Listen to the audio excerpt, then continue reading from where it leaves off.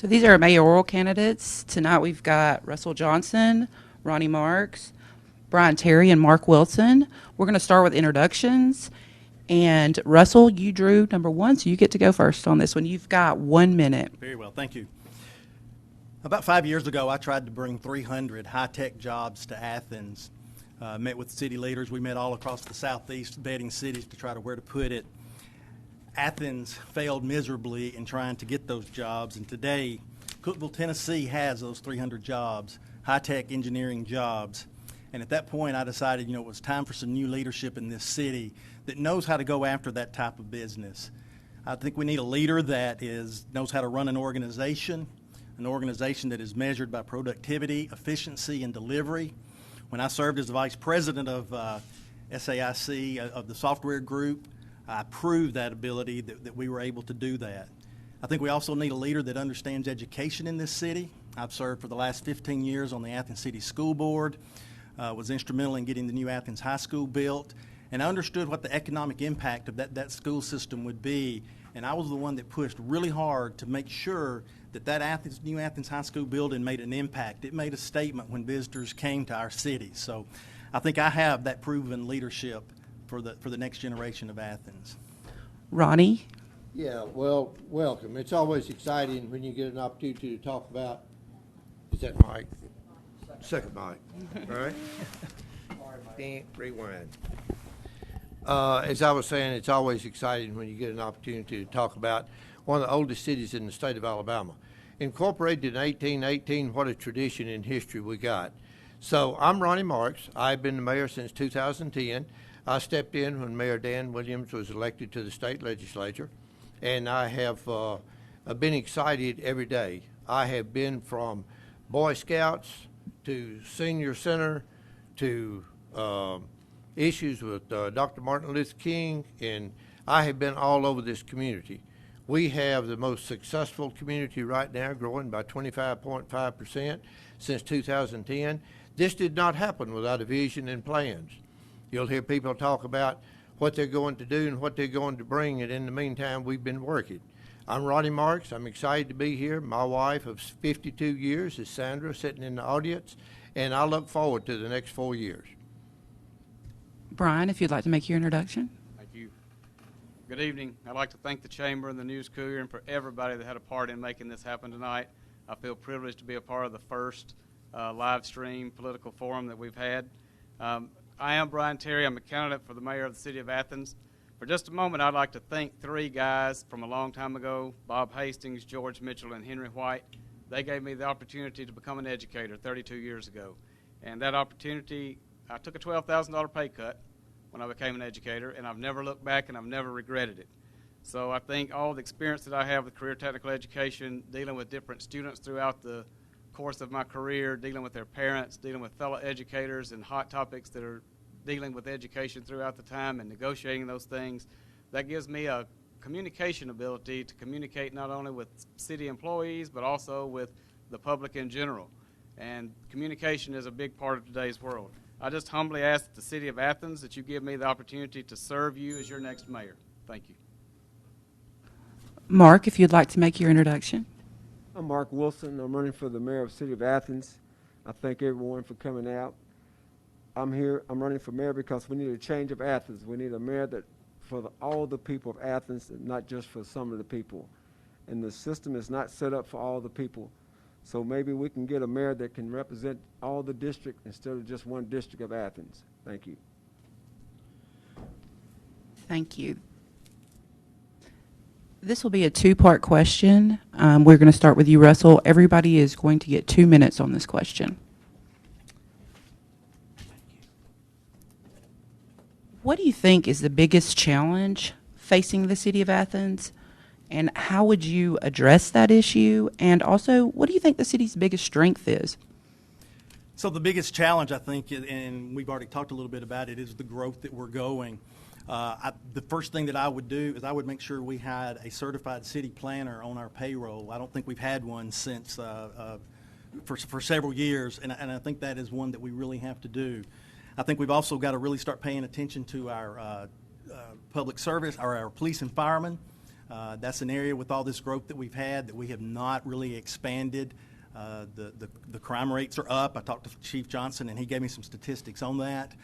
We also have to look at some of our finances. We have a lot of unfunded liabilities that are not being addressed properly that could put Athens in a very, very severe financial situation if it's not addressed at some point.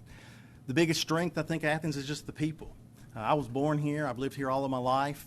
I know what the Athens values are. I know what it is that Athens is and what it needs to be. The growth at Athens is coming to Athens, but we can't lose what that Athens value is. And we got to make sure that we keep that we don't become Madison, that we don't become Huntsville, that we remain what we do, but still manage that growth that's coming. And I think we have the resources to do that, and I look forward to serving to make sure that happens. Ronnie, would you like to address that question? Yeah, I would love to. Thank you. The greatest strength of the city of Athens is the people. The energy level that we have and the passion that we have for the people that are here. We've revitalized the downtown area and lots of other areas and had tremendous amount of growth. We brought in retailers and we brought in industrial announcements. Today, many of you may or may not have seen, there's a $1.5 billion operation in Limestone County called Mazda Toyota. Today there was a $830 million expansion to that. That makes that a $2.3 billion operation in Limestone County. We were one of the first at the table because we own the electric and the utility rights of all of Limestone County.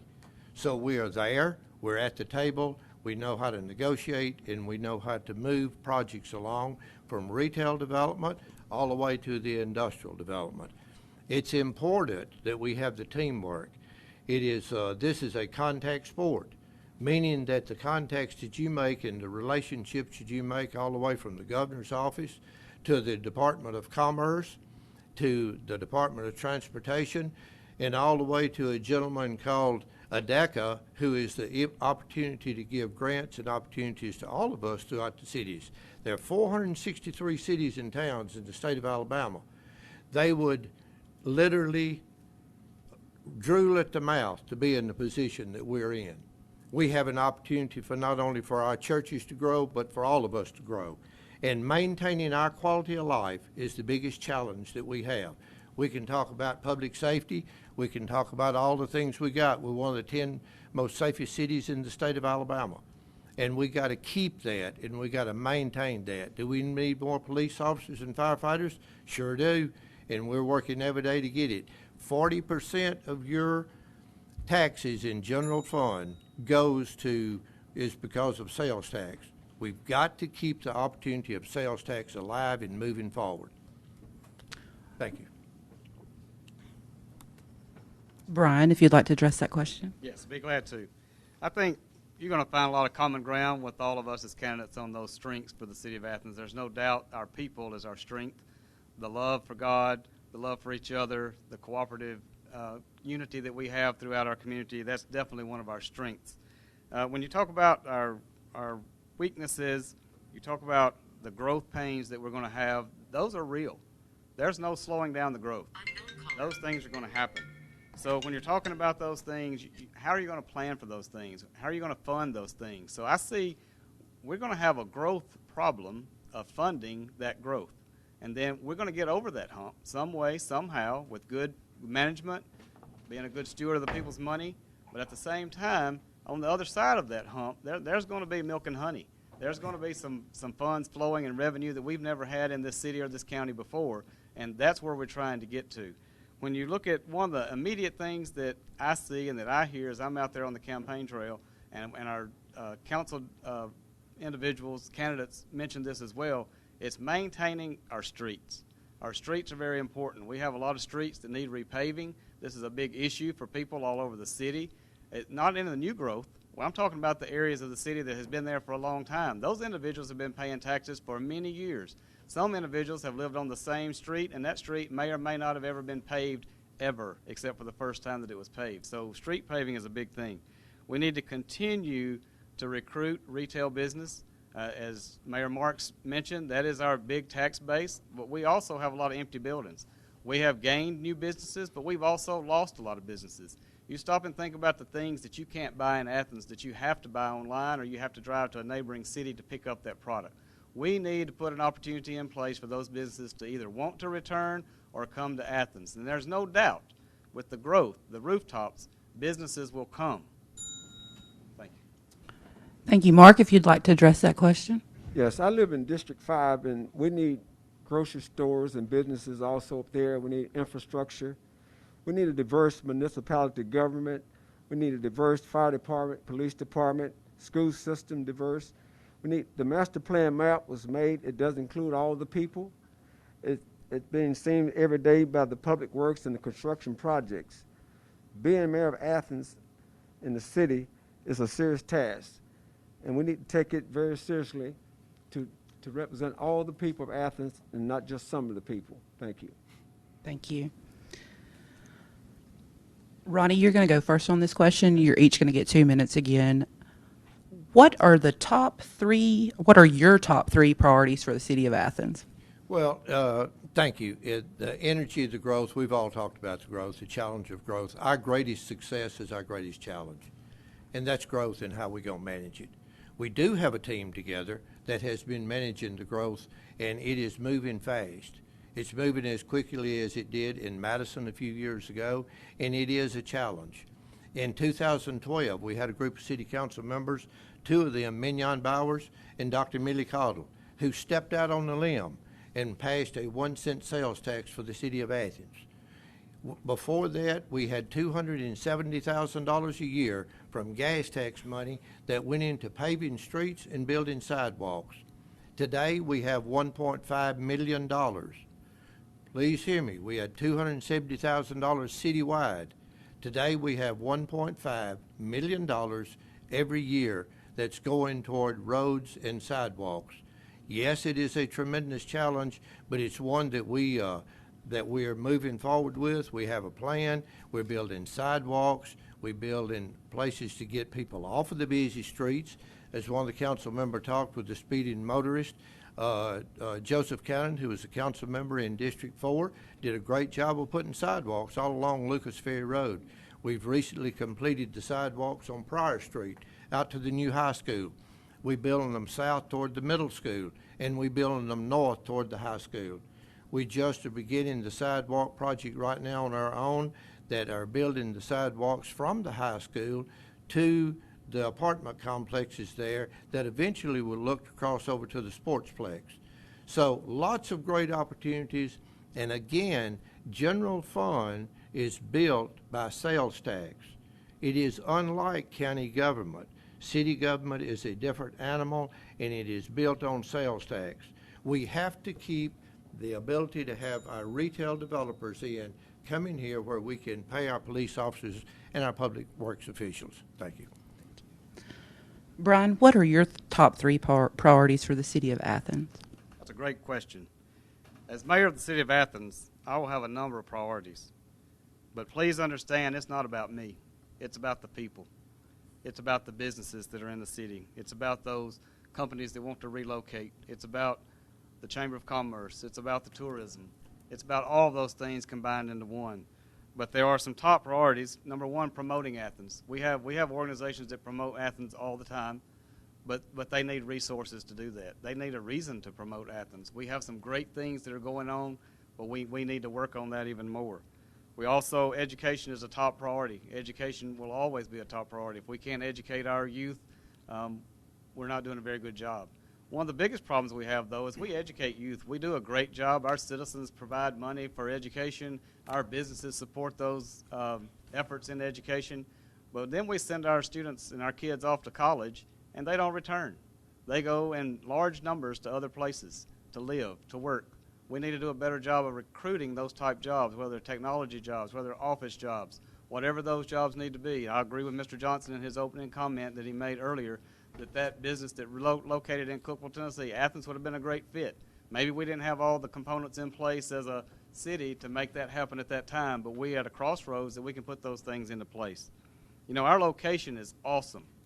We are right on the interstate. There's lots of cities that would love to be in our location, but our location is also part of our downside because we don't only compete with cities our size, we're competing with Huntsville, we're competing with Madison, and they have resources that we don't have. That's part of the issue in our public safety. We're training other places officers. We're training other places firefighters. We need to put something in place to maintain those employees that we have. We also need to maintain the current businesses that we have. We don't need to lose anything. Not only do we need to recruit more business and industry, we need to retain those that we have. And if we work towards that, our community would be better off. Thank you. Mark, what's your 3 priorities for the city of Athens?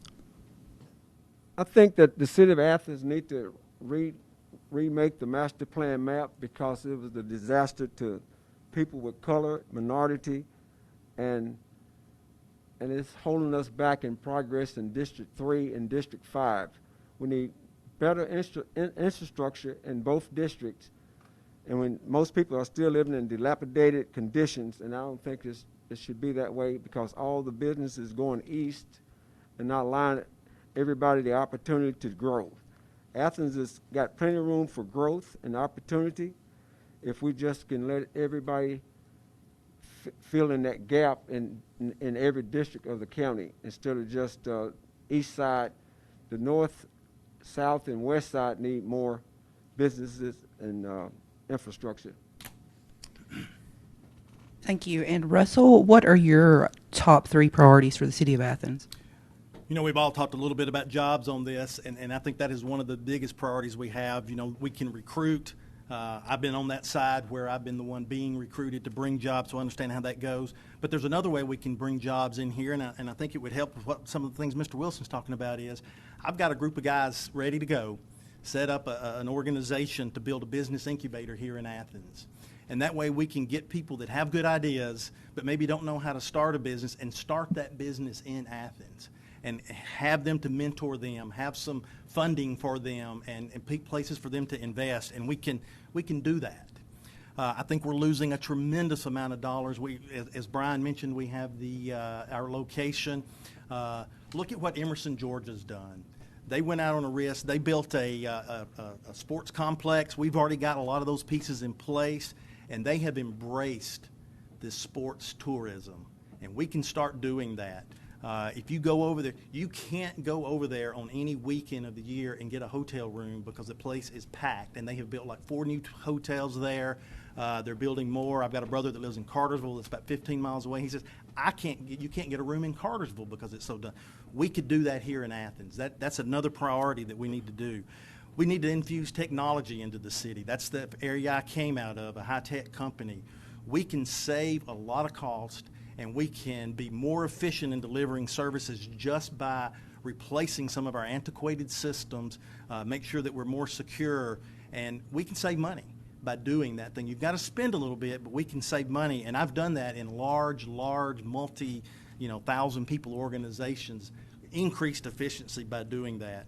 And then we still have, and I hope this revenue that we're talking about, and then it's going to come in, we still have some very critical issues that need to be properly funded in the city, and that needs to be addressed and not keep pushing that on to the next year and the next year and the next year. It needs to be addressed now, and I've had the organizational skills to know how to do that part of it also.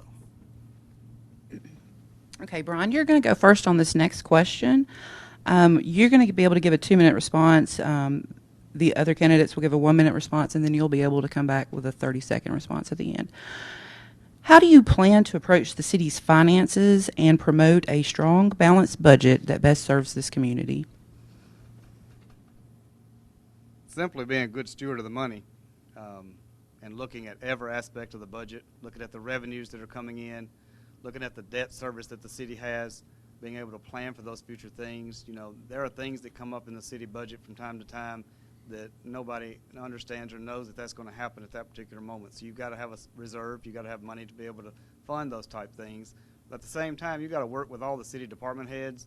You've got to look at the needs of the capital equipment. You've got to look at the needs of personnel. You've got to work with the city clerk to make sure that those budget numbers and you understand those revenues and those particular items that are coming through. And then you present that to the council. And at the same time, let's get real, there's politics that's involved in the budget from time to time. There's certain projects that need to be going on in certain districts. There's certain needs that's the need for the entire city.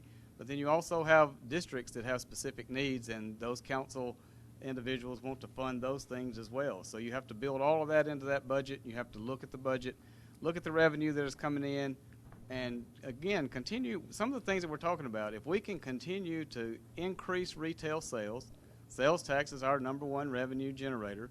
If we can continue to build on that, then we will continue to have more revenue. And of course, as you have continued growth, you also have continued expenses. So you want the retail sales tax to outgrow what your expenses are.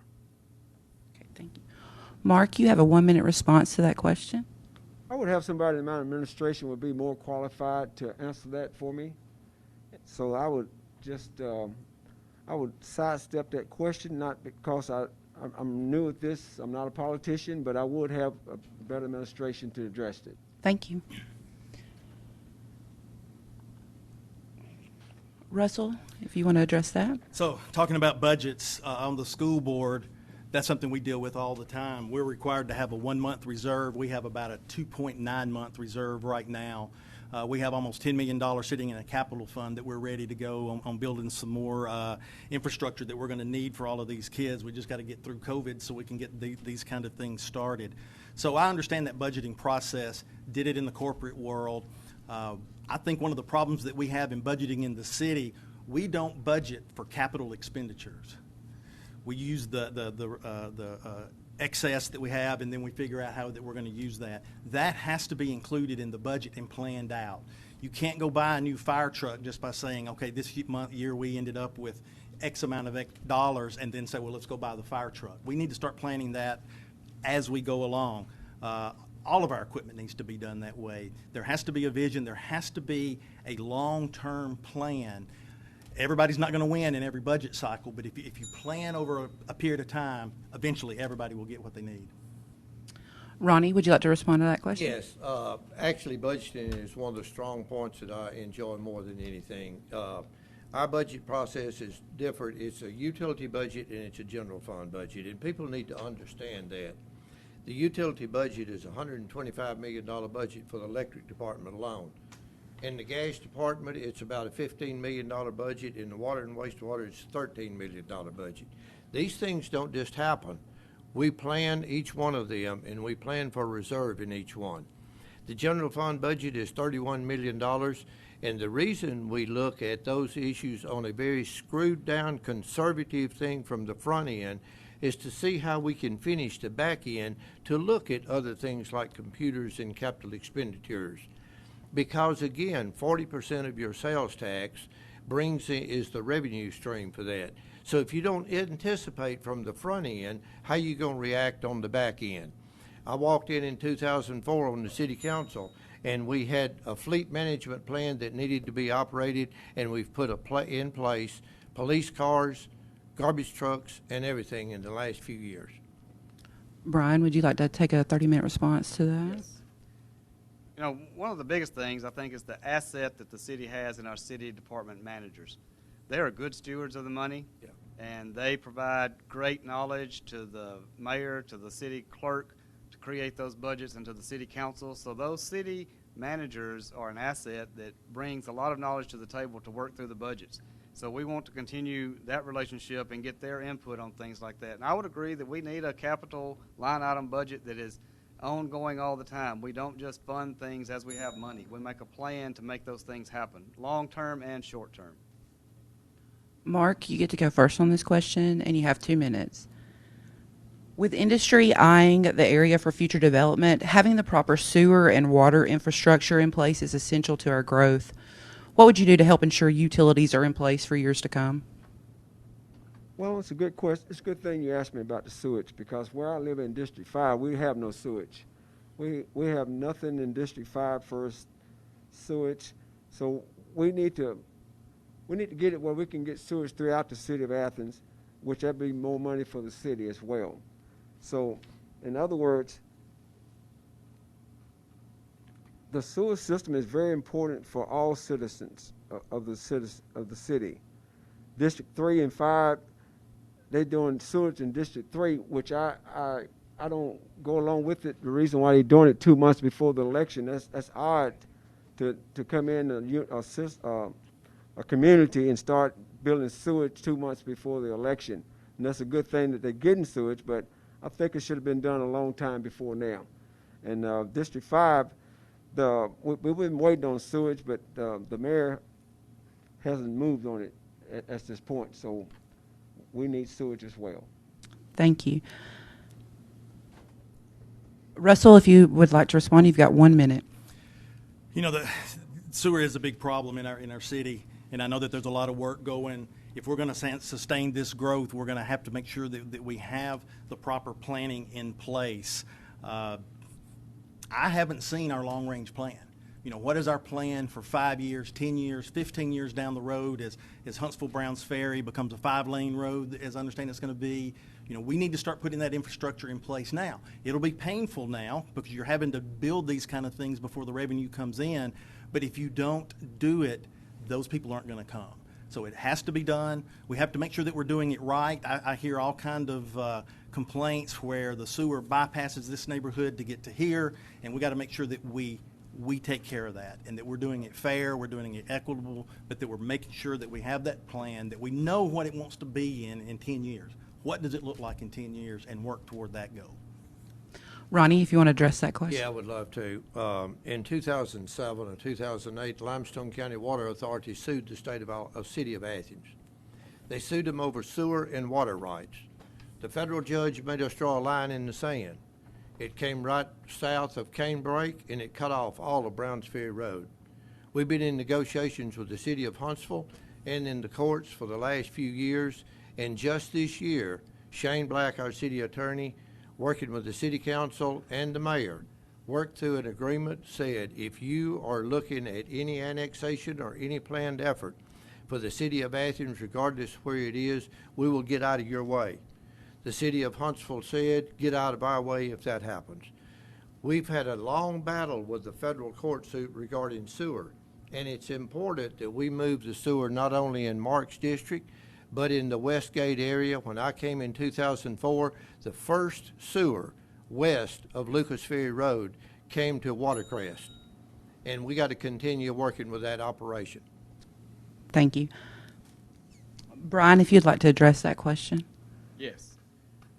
Sewer is the key to development. It's the most expensive part of utilities that we try to put in infrastructure. It's not flashy. It goes in the ground. Its purpose works, and everybody wants it. But when you spend the money for sewer, you don't have anything flashy to show. You don't have anything that's glamorous. It's in the ground. So that makes it difficult to sell that 10 or 20 or $60 million pitch that you need to do to make those projects happen. But in all development, whether it's residential or commercial, sewer is the key. So we have no choice but to expand that sewer system.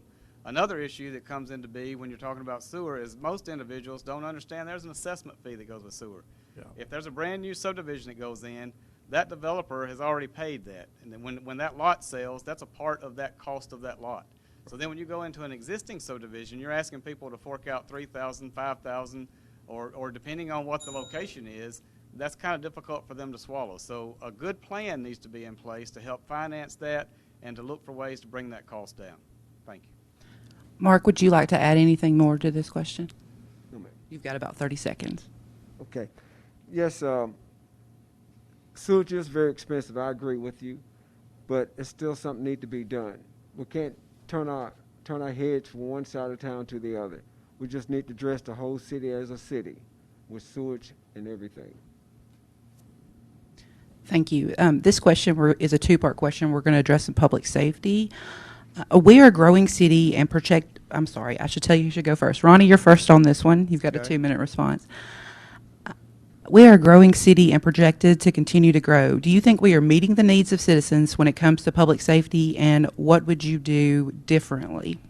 Well, the one thing that I have done, and thank you for that question, is there are 5 issues that every city should relate to anywhere you live. And that is public safety, education, jobs, quality of life, and improving government relations. Public safety has and must be your top priority. Again, with our short staff, we are within the top 10 safest cities in the state of Alabama. That is something to be proud of, and something that we must maintain. We have 45, 50 police officers on the streets. We need 70. It's a cost factor, ladies and gentlemen, of putting those bodies on the streets. We need a new fire station in the north part of town, and we need one on Cambridge Lane. That must be part of our plan, and we're already working to that plan. Actually, we're looking at land to be developed, and right now, as we talk about that, a fire station with a police bay. Some of you are aware that a few weeks ago, I proposed a $6,000 increase to all police and firefighters. That's to the bottom line of their pay scale. That brings the firefighters' pay scale up from $33,000 to about $39,000. Police officers from $36,000 to $42,000. That puts us within about $2,000 of the Sheriff's Department and the Alabama Highway Patrol Department. Yes, we're losing staff. This is an issue for the City Council to be in their budget, and they must step up to put the money and invest the money back in our public safety, and it's in their laps to do the budgets and the policy. I presented a plan, will continue to, and a 3% cost of living across the board, and that's a start in trying to reinvest in our employees, which deserve everything that we are trying to put forward to improve and to keep your quality of life where we want it to be. Thank you, Brian. You've got 1 minute for that question. Thank you. Public safety, of course, I think we would all agree is very important. I know the numbers of the police officers that we have. I know when the last positions was added. We need to increase a number of officers. We need to increase that. Law and order is a must in a society like we live in. We've got to respect the law. We've got to abide by the law. We've got to do things that we're supposed to do. You know, if everybody acted the right way, we wouldn't have to have those officers. But those officers are there to protect those people and our people all the way through. I agree with Ronnie on the fire station. We are at a critical point that we need another fire station. We also need that other annex police station over on the east side of the city as we continue to grow. But there's no doubt that there has been very little done to increase those numbers over the last several years. So when you have to increase $6,000 at one time to get that pay up, a little bit should have been done along the way. You can't do it all at one time. It's easier to bite little bit bites off than do it all at one time. Mark, if you've got 1 minute if you want to address that question. I agree we need more policemen in the department, but we need more minority. We need more diversified people within the system of the police department as well as the fire department. Thank you. You're fine. I'm just.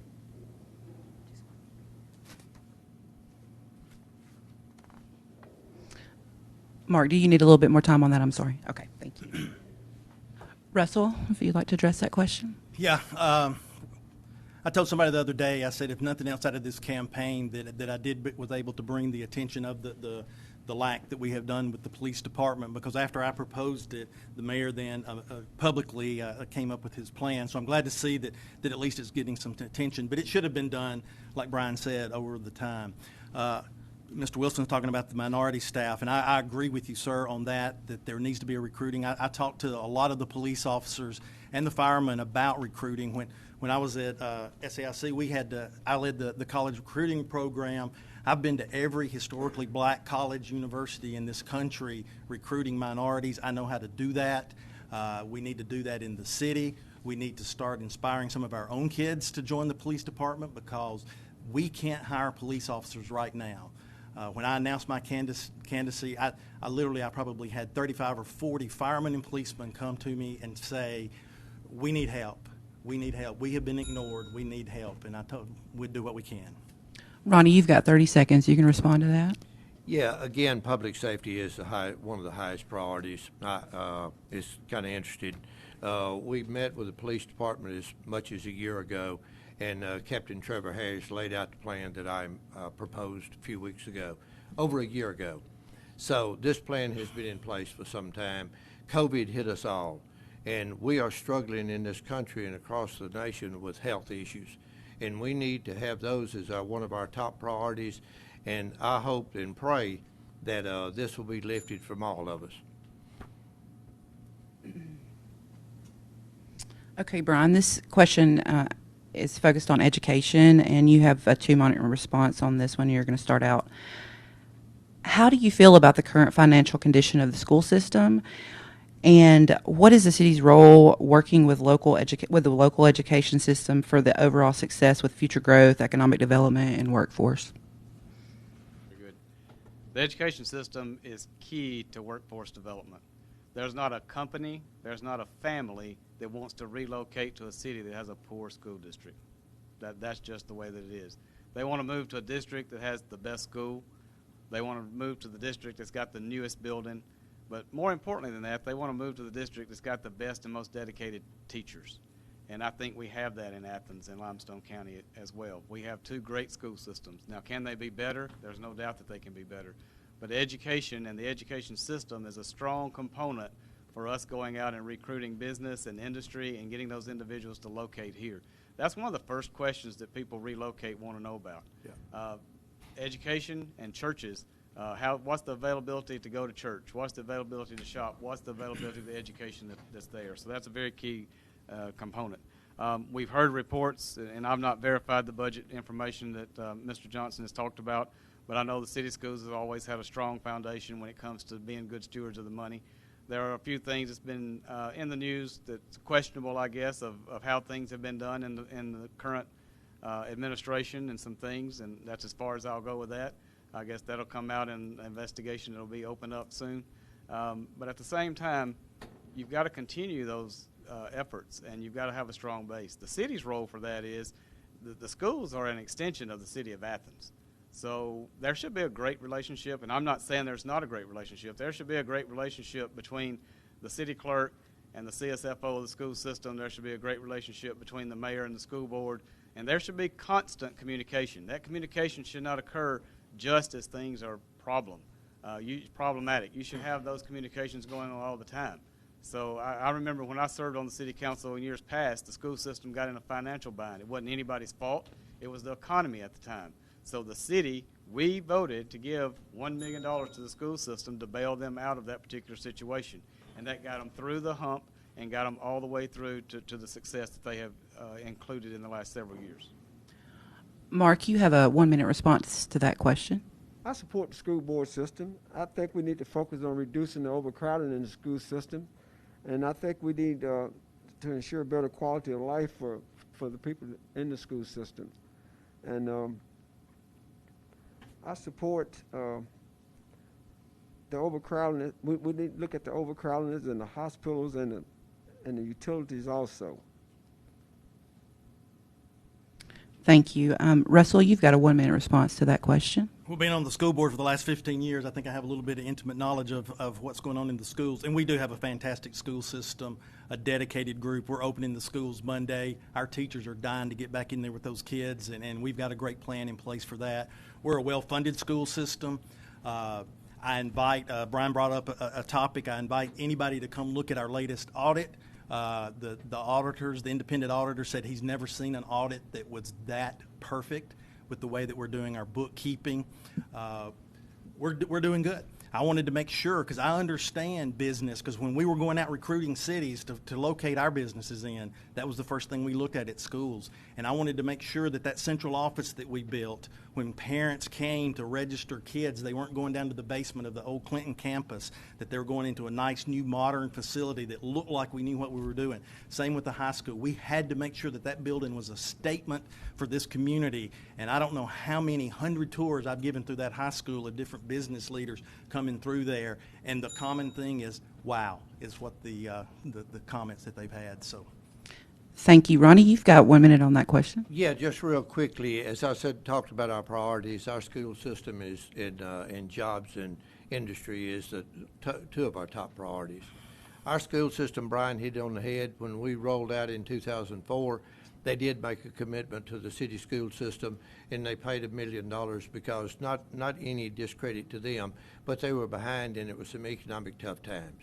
There were some economic tough times when we went to the school board to try to build a beautiful new school, which is absolutely phenomenal. I get comments about it all over the state. We have a great asset, and it's our teachers. Our teachers do a fabulous job, and the rest of us support our teachers that support their kids. But when we started to try to build the new school, we tried to make an effort to put on a 12 mil property tax. There was a survey said that it would make, if people would vote for it, 70% of the people would vote for it if you put it toward the schools. Oh, by the way, 67% of the people did not vote for it. They voted against it. And so the city of Athens stepped up with an incentive of $1.8 million to help us get through the first few years of the debt service. Brian, you've got a 30-minute response to that question if you'd like to take it. Okay, I'd just like to reiterate, the building is great. You need nice facilities when people come. There's no question about that. But at the same time, it's those educators that's in there. It's and the dedication of the school board over the years has been phenomenal as well. I mean, they've had a vision, and they've carried out part of that vision. And, of course, in what Mayor Marks was talking about, the tax, people did vote the tax down. And then the school board was still able to do some of the projects that was part of that plan. So, sometimes you question, well, what would we be doing if the tax had passed? What more projects would have happened? Or did we need 12 mil? Would 6 mil have taken care of the problem and at that same time allowed these projects to happen? Mark, you're going to start on this question. You've got 2 minutes. This kind of goes along with the last question. We are a growing city, a growing community. What is your vision for new schools as we continue to grow? My vision for new schools, we need more diversity in the school system. We need more diversity, and we need more schools in the city of Athens, true enough. But at the same time, we need public resources. We need to find out about the wasted spending, investigation, and audit of major operations within the school system. Thank you. Russell, you've got 1 minute for that question. So the schools are the heart and soul of here, and we have done a fantastic job, I think, in doing that. We've got other things that we have to do in the school system. We're going to have to build another elementary school here pretty soon. Brian brought up if the 12 mil would have gone. We had a plan to fix every school. Had that passed, we would be done now. There'd be a brand new Athens Elementary. Every school in the city would have tornado shelters. We would probably be well on the way of building that 5th elementary school that we need. So we had a plan in place, and now that plan's going to be stretched out probably over 10, 15, 20 years because we didn't get that money. But that's fine. That's what the citizens said, and we're good with it. And so we went to Plan B, and we're going to get that done. But we have to make sure that our kids are ready when they leave that high school to go into the workforce or go to college. We've got to make them career ready. We need to push the career tech side of it more than probably what we've been doing. We're moving in that direction. We need to work more on the high tech things, the robotics, those kind of things need to be done in the school. And we've been talking about building an engineering academy and other things like that. So we have a great plan in place. Ronnie, if you want to address that question. Yeah, thanks. Our schools are a great asset, and they are important for our future. We've had some young people that's in the Mayor's Youth Commission. One came to my office not long ago and got out of college and came back and has taken a job inside Athens. So we are making some improvements in that and attracting our young people back. It is critical that we keep moving in that direction. Mark is right. If we start and build Athens Elementary, it's torn down. We need to get the work going. And it's something that will bring up the standard in the north part of town. And a great plan, and it's another need as fast as you're growing over by the Cambridge Lane area. We're at 27,000 in population. We got 4,000 houses approved. If you put 2 bodies in each house, that puts your population in a year or two at 35,000 people. We've got to do a lot of planning, and we're moving in that direction, and a school is a critical part of it. This board does not sit separate from the city of Athens. They are an extension and an arm of the city of Athens, and we've got to work together. And Mark, I'm sorry, Brian, I'm sorry about that. Brian, you respond to that question, please. I thought you was going to skip me I'm there sorry for a about minute. that. No, that's fine. When you look at the schools, something that we dealt with when I was on the city council prior, and I know the current administration has dealt with this along the way, there was a time that we had fire departments in the city all in the wrong location. And our city has developed over the years in areas and ways that 50 years ago, nobody that lived in this city would have thought we would have developed the way we have developed. There was a time when people in the city thought there's going to be houses along the interstate. There's no way. Well, the interstate is the common magnet right there. The east side is growing rapidly. So there definitely needs to be a school. We have an intermediate school that's a beautiful school. It's a great school. It's filled with great educators, but it's on the wrong side as far as people that live in the growing areas. They're having to either bus their kids in, which is a great program. I'm thankful that the city board put that bus program in, because there's lots of individuals that live on Mooresville Road that are busing their kids in. So that's a great asset. So again, we need to look at those new schools. There definitely needs to be another school on the east side, and I understand that funding is always an issue, but we need to be creative with that. Mark, would you like to add anything to that question? We just need to ensure better quality of life for all for the school system. Okay, Russell, you're going to go first on this question, and you touched on this just a little bit ago. This is about workforce. Growing the community's workforce not only keeps some of the area's brightest minds in Athens and Limestone County, but it also adds to making Athens a great place to work, live, and raise a family. What would you do to continue growing the workforce? Well, as I mentioned, the plan that I have for the incubator, that we could start businesses like that. The last role that I filled before I retired from SAIC, my actual title when I was there was called a workforce development manager. And my job in that with the 1,000 or so people that I had under my charge was to say, where do we need to be in 5 years? What skills, this is the skills that we have now. What industry, what is the things that we're going to go after and bid as a corporation? How do I get my workforce skilled up to that? I had training budgets well in the millions of dollars that we were using to train, and it was way smaller than what I needed it to be. So we had to prioritize that training. We had to have the vision. We had to understand where those jobs and what they were going to be. So apply those exact same principles to the city. What is the industry that's coming in? We're having a lot of automotive. A lot of those jobs on those assembly lines, I guarantee you, in the technology field will eventually be replaced by robotics. So what are we doing to train our kids in that field, so that when the manual labor job goes away and is replaced by some type of robotics, are we ready to step people into those jobs? Are we getting people ready for that now? We have the robotics part out at Calhoun, and our company was part of that. We helped fund that, and we had some programs in there. So those are the kind of things that we need to do. And we need to look at other industries that we can bring in. We don't need to have all of our eggs in one basket in the manufacturing. Those are great jobs, and we have a lot of them. But we need to have another revenue of type jobs coming in, because I remember when Saginaw, Delphi was going great, and those are empty buildings sitting out there now. That'll happen again at some point. At some point in the future, there's going to be a downturn, and we're going to have to worry about how do we go through those type things. And it's with the workforce. We got to develop them. We got to have the plan. I've got the experience doing that on a very large scale, and like I said, I think we can apply that to the city. Ronnie? Being diversified is one of the greatest assets that we got, and working through the education system and with the tech school here, we meet constantly with our industries and say, what are you running short of? One of the big things that everyone's run short of is engineers in this entire area. Redstone Arsenal has, 44,000 people that go to work every day.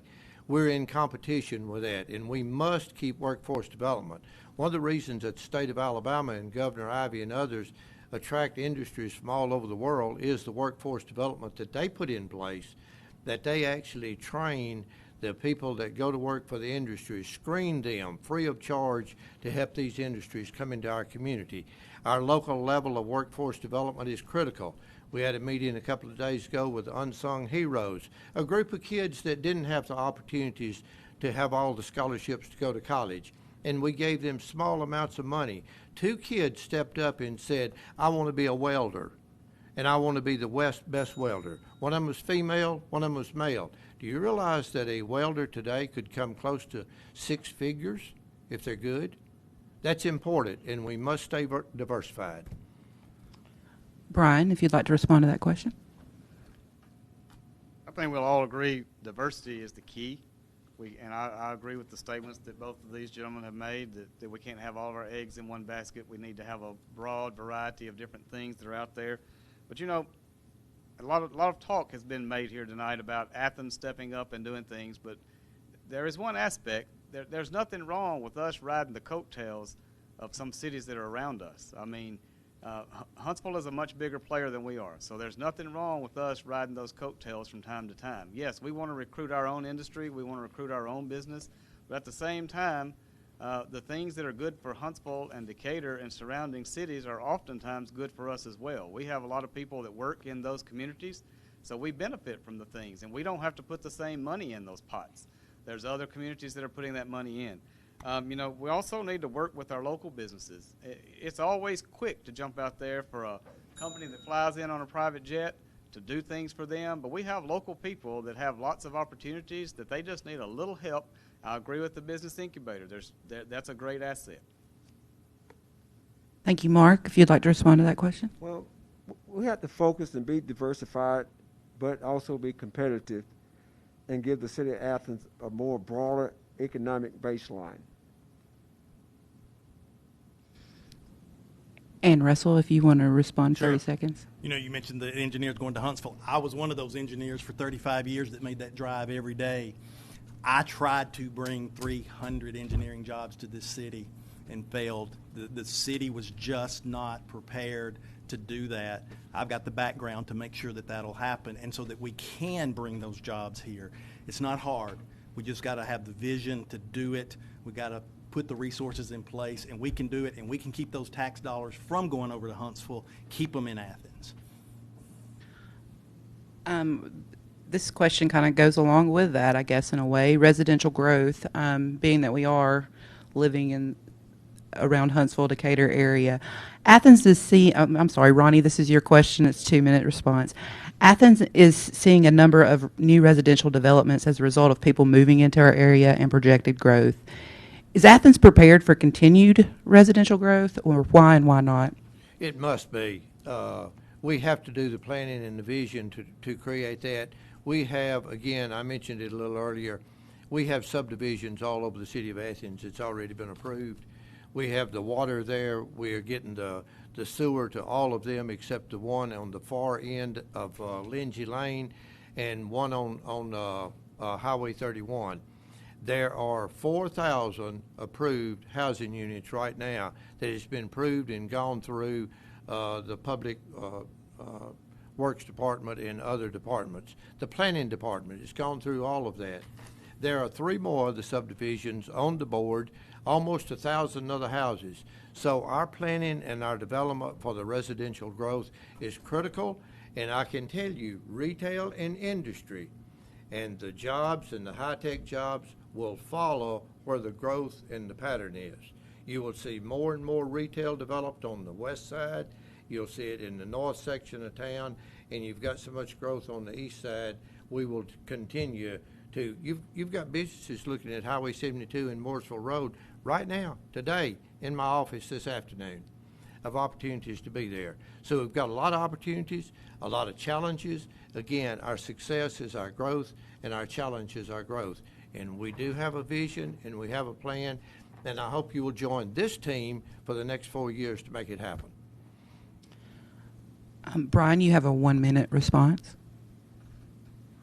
So one item that a lot of people don't stop and think about that the city really needs to expand on is we have hundreds and probably thousands of acres within the city limits that's undeveloped. We have, of course, you can't force people to sell land, but the city can work with people and help show them that vision. We've got land that's available that has current infrastructure already in place. It's been there for years, and nobody is really recruiting those individuals to try to make that development happen within the area that we already serve. So when you get outreaching from the current city limits, how far can the city really reach out? How far can we afford to go? There is a breaking point on a cost analysis of, do we annex every new subdivision that's coming in? Can we go that far? We're talking about the Huntsville Browns Ferry, Tanner interchange down there. You know, will that be leakage from the I-65-72 interchange? Will that be growth that should be here? I know for a fact that there's a huge development that the city of Madison jumped out in front of us on in Madison that has a target that a lot of business that's over there was leakage from Athens. We would have more development between Mooresville Road and the city of Athens had that not happened. But that vision was somewhere else, not here. Mark, if you'd like to respond to that question. Yes, in District 5, where I'm from, we have plenty of land up there for any kind of business we could have, but we can't get the city council to rezone the land for having businesses. Why, I don't know. So that's the problem we have in District 5, trying to get the land rezoned to have businesses in our district. Russell, if you'd like to respond to that question. So we've talked a lot about growth. It still amazes me that this city does not have on staff a certified city planner. How can we be planning for growth without having the proper people employed in the city? It's something that has to be addressed. It has to be addressed quickly. We can't just manage what's happening to us. We got to make sure that we're intentional about the things that are doing, that we put those plans in place, and it all starts with the vision and the plan and making sure that we got that infrastructure in place. And we got to start with the city certified city planner and have them on staff. Ronnie, you can respond. Yeah, a certified city planner left us last week to go to Tarcog. She had a wonderful opportunity. She had just got her master's degree, and we've already looked for another certified city planner. Is either a planner 1 or a planner 2, and we've had somebody growing in that position. It is a critical need, and it is a need that we are addressing.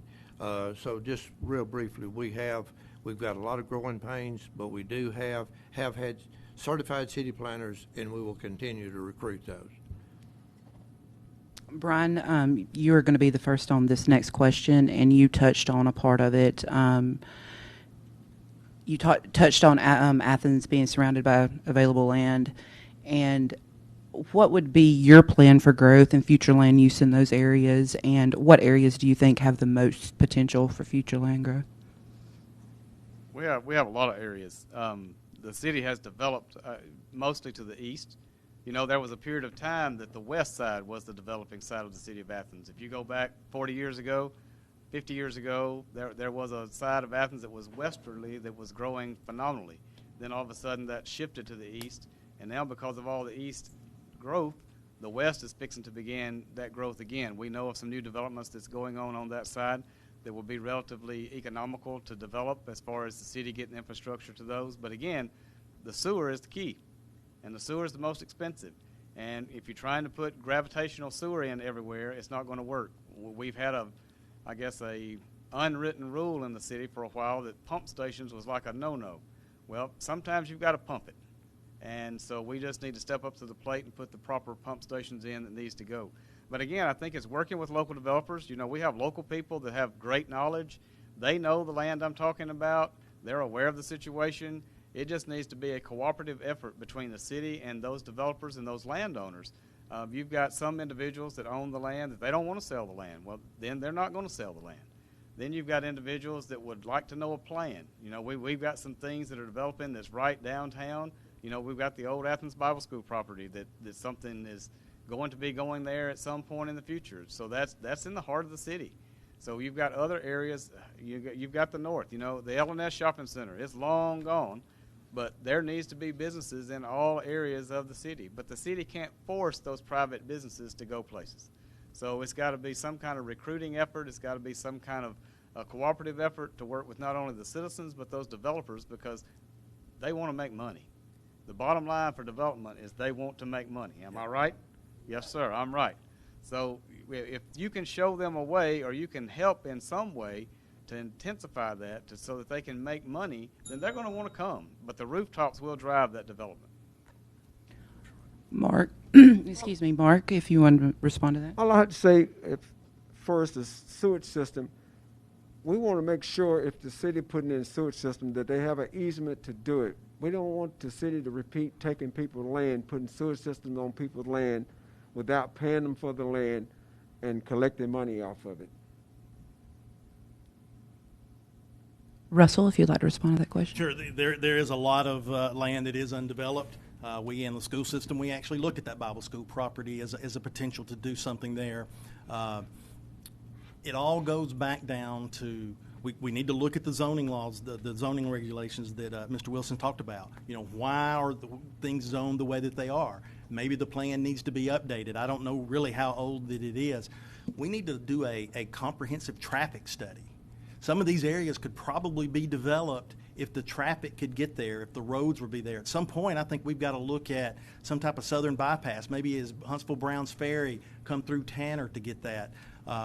You know, with the Athens Elementary that we've torn down, there were people that were trying to get us to not rebuild the school there, to build it somewhere else. But we insisted that we were going to put it there because that's going to be an economic development for that area. We get the good schools there, the homes are going to get improved, and I think that'll spread out in that part of town.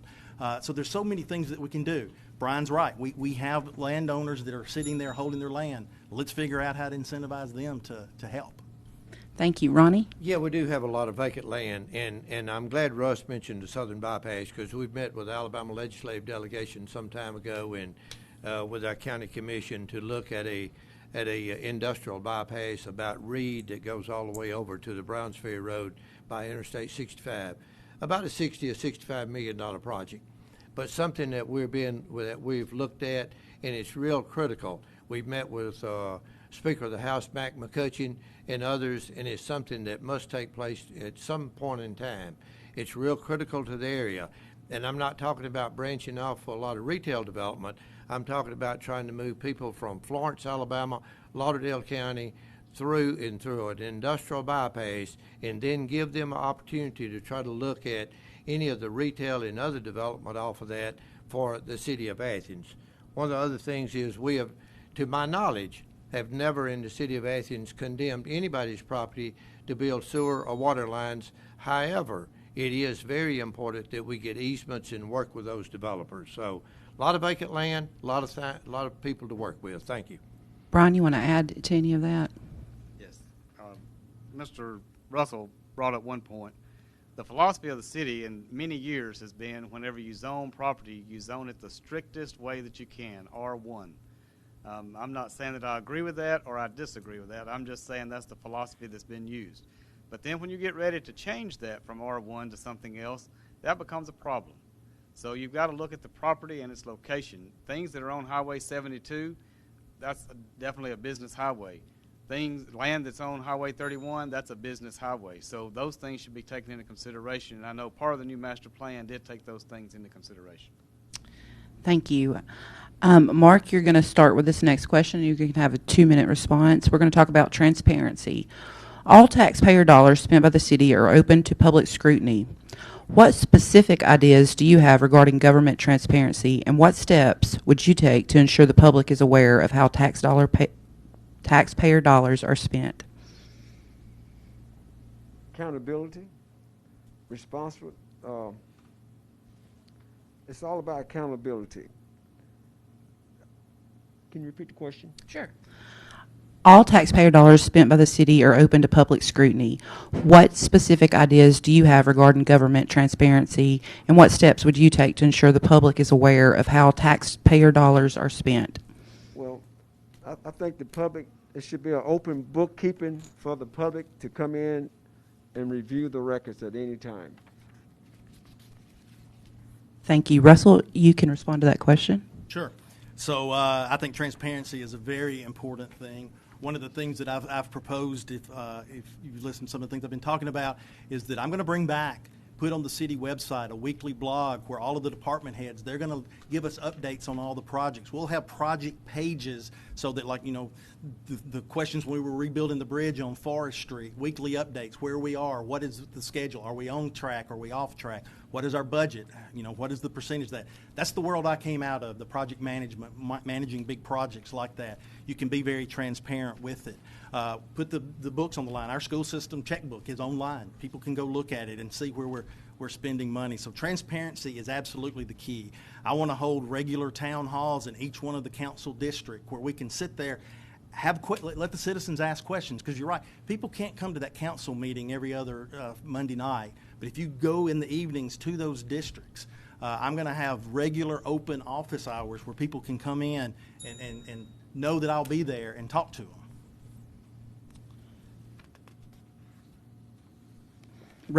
Ronnie, I'm sorry, it's your turn for the... Transparency, one of the most critical things of all government, and particularly in this time when social media runs rapid. You will see transparency in the city budgets that I hold in front of me, all the way down to the line item. Every dollar is on there and every item is on there. It is constantly updated. All department heads get a monthly report of it. They either know whether they're over budget or under budget on every line item. Transparency is critical as we go forward with all of our aspects of government, not just here, but also in the school systems, in our any other thing that is public funds. All of us must be accountable for the transparency and the issues that we are dealing with.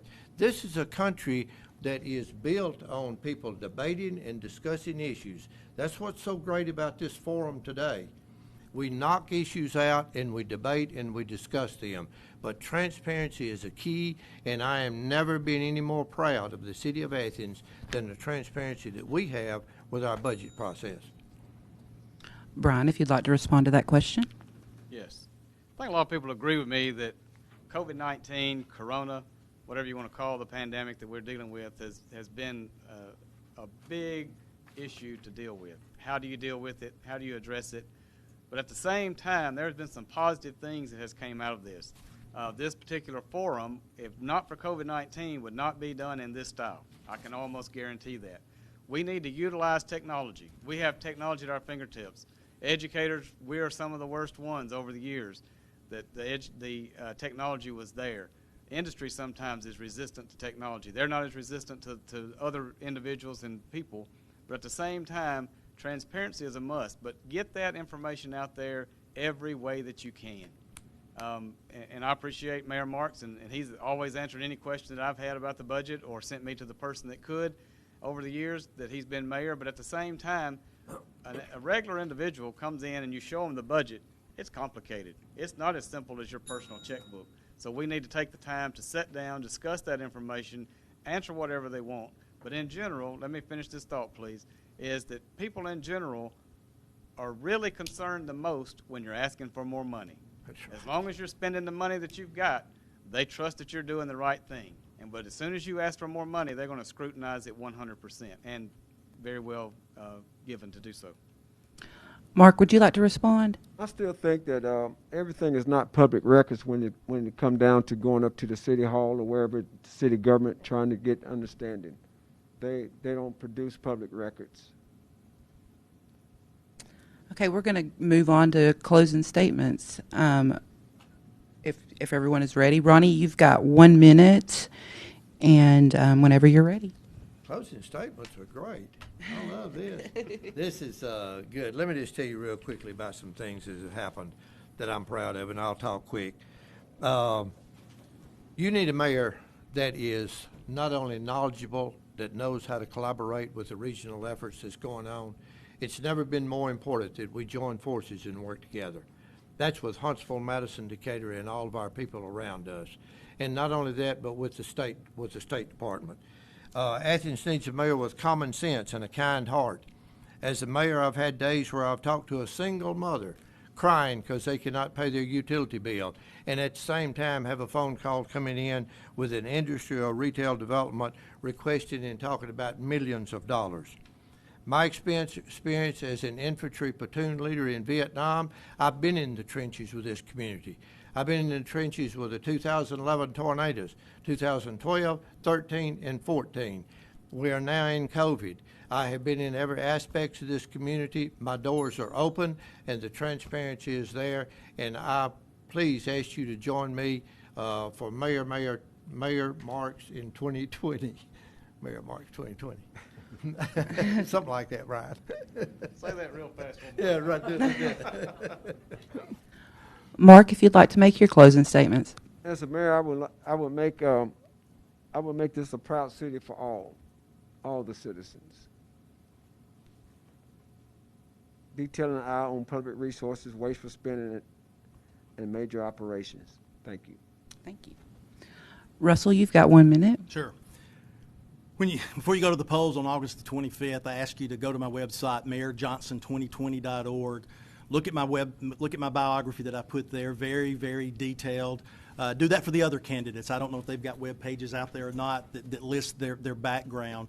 And ask yourself when you look at that page, which one of us has the broadest experience in their career to handle this? I know education. I know industry. I've vetted cities. I've been on both sides of that equation. at the highest level. If you look on my webpage, you'll see that, you know, I've identified some of the problems in the city that need to be addressed. You'll see that that I've been there in the trenches, as the mayor said, doing things. I was a football referee for 25 years, so you know, I know how to make a hard decision. The school board, we've done a lot of things. We've had to make difficult decisions on getting these schools back open on Monday. So I'm the leader that knows how to do that. My character's unquestioned. This is my home. I would never do anything to harm it, and I'd be very honored to serve as your mayor. Brian, if you would like to make your closing statements. Thank you. First of all, I'd like to thank the good brother for the prayer we started this with tonight.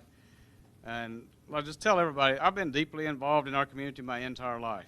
I worked in Athens. I live in Athens. I volunteer in Athens. I shop in Athens. I eat around the square at least 3 times a week in Athens. So I understand our community. I'm a part of the community. I do believe that we need to develop an aggressive street paving program. I do agree that we need to continue to extend the sidewalk program. I believe that that should be a top priority as we go forward as a city. Reviewing and updating the city's growth and expansion plan is a necessity for a realistic approach to our infrastructure needs and our growth. As your mayor, I'll take ownership when things don't go well. I won't pass the blame to a vendor. I won't pass the blame to another person. I'll take it. I'll own it. I won't be perfect. I'll do my best, though. I will communicate with employees and our citizens, but most importantly, I will have a listening ear with a reasonable and executable plan to address any kind of problems that come our way. I simply just humbly ask for your vote and your prayer, and I ask that you vote for Brian Terry for mayor of the city of Athens. Thank you. Thank each of you.